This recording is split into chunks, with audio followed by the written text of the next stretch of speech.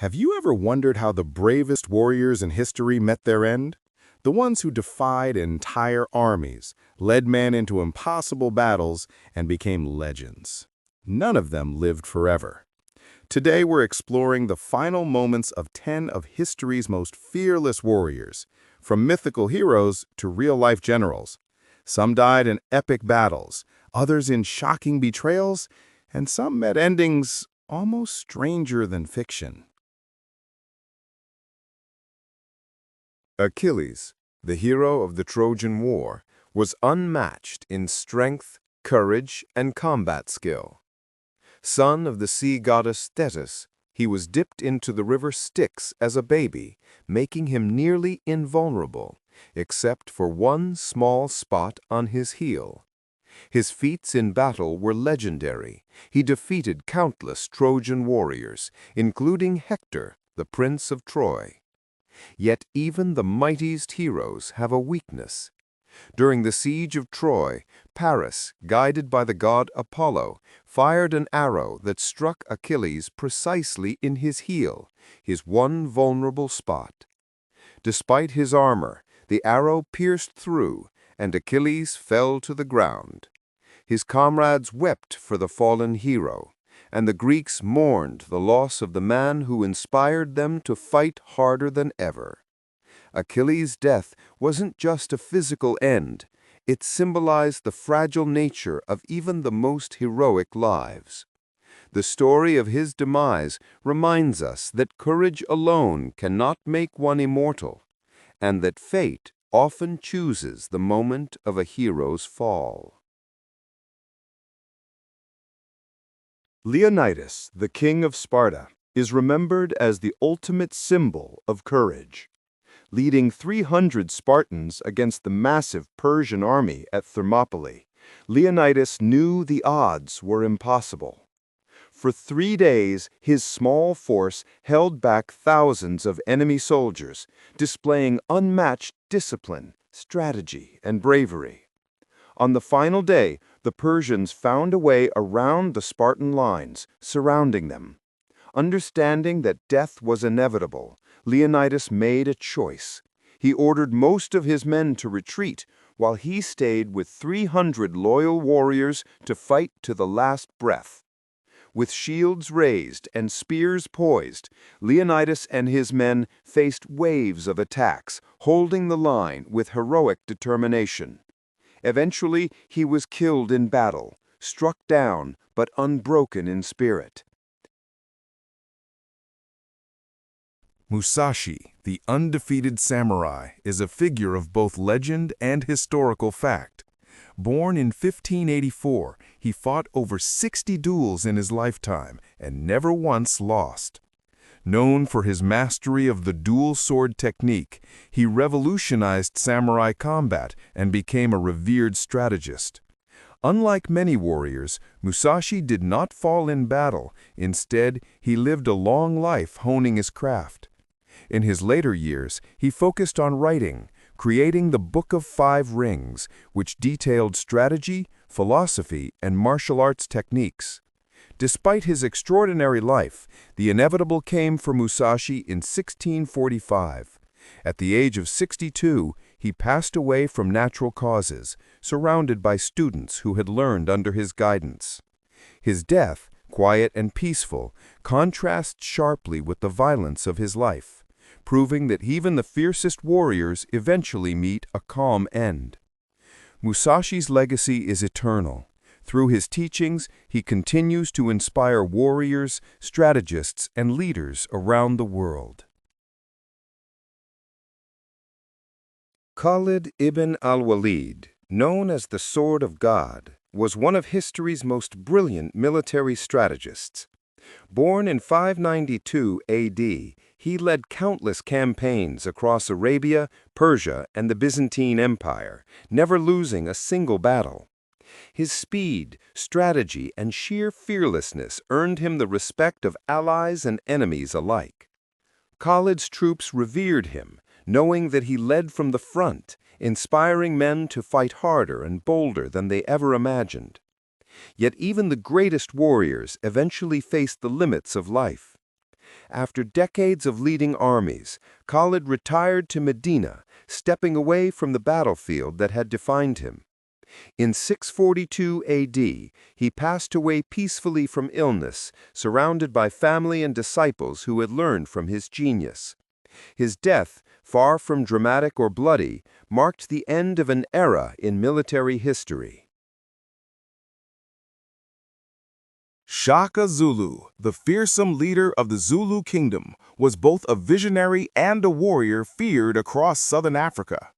Born in 1787, he transformed the Zulu army with innovative tactics, new weapons, and unparalleled discipline. His enemies trembled at the sight of his forces, and his empire expanded rapidly under his iron rule. Yet even the strongest rulers are vulnerable to betrayal. In 1828, Shaka's reign came to a violent end. His half-brothers, Dingane and Mihangana, conspired to seize the throne. They assassinated Shaka in his own palace, stabbing and strangling him to death. The empire he had built remained, but the violent betrayal sent shockwaves through the region. Shaka's death illustrates that bravery on the battlefield does not protect one from treachery at home. Alexander the Great, the boy king who conquered the known world, was born in 356 BC in Macedonia. By age 32, he had created an empire stretching from Greece to India. Alexander was not only a brilliant strategist, but also a fearless warrior, often leading charges personally on the front lines. His victories reshaped entire civilizations and inspired countless generations. Yet the mightiest of conquerors cannot escape mortality. In 323 BC, Alexander fell ill in Babylon after a grand banquet. Some historians argue he died of malaria or typhoid. Others suggest poisoning. Regardless of the cause, the world lost one of its greatest military minds at the age of 32. His empire, vast but fragile, fragmented almost immediately after his death, leaving generals to fight for control. Alexander's untimely passing reminds us that even those who seem larger than life are still human. Spartacus, a Thracian gladiator, became the face of rebellion against Rome. Captured and enslaved, he escaped the gladiatorial arena and rallied thousands of slaves into an army capable of challenging the might of Rome itself. His strategy and charisma turned a group of oppressed slaves into a disciplined fighting force, striking fear into the heart of the Roman Republic. Yet the rebellion could not last forever. In 71 BC, Roman legions cornered Spartacus and his followers in southern Italy. Despite their courage, Spartacus's forces were overwhelmed. Ancient accounts say he died fighting bravely on the battlefield, refusing to surrender. His body was never recovered, but his name lived on as a symbol of defiance against oppression. Boudica, the warrior queen of the Iceni tribe, became a legend for her fierce resistance against the Roman Empire. After Rome destroyed her family and humiliated her people, Boudica led a massive rebellion, burning Roman cities and defeating legions in open battle. Her courage on the battlefield was unmatched, and her fury struck terror into the hearts of her enemies. But the Romans regrouped and outnumbered her forces in a decisive confrontation. Surrounded and facing inevitable defeat, Boudica met her end in one of two ways. She either fell in battle, fighting to her last breath, or took her own life to avoid capture. William Wallace, the legendary Scottish freedom fighter, led a rebellion against English rule in the late 13th century. Known for his strength, strategy, and indomitable spirit, Wallace inspired his countrymen to resist a far more powerful enemy. After years of guerrilla campaigns and battlefield victories, his luck ran out. In 1305, Wallace was captured by the English and faced a brutal execution. Hanged, drawn and quartered. Even as he suffered unimaginable pain, he refused to betray Scotland, shouting his defiance to the very end. His death was meant to break Scottish morale, but it did the opposite. It ignited resistance and cemented his status as a national hero.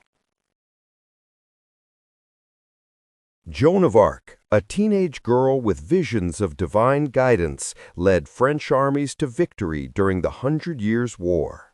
Her courage inspired a nation and turned the tide against English forces. At just 19 years old, she was captured by the Burgundians and sold to the English.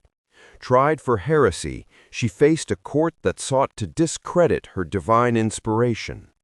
Despite her youth, she remained fearless, unyielding in her faith and convictions. In 1431, she was burned at the stake in Rouen, her screams echoing through the streets. Joan's death shocked the French and galvanized the people to continue the fight. Decades later, she was canonized as a saint, immortalizing her bravery.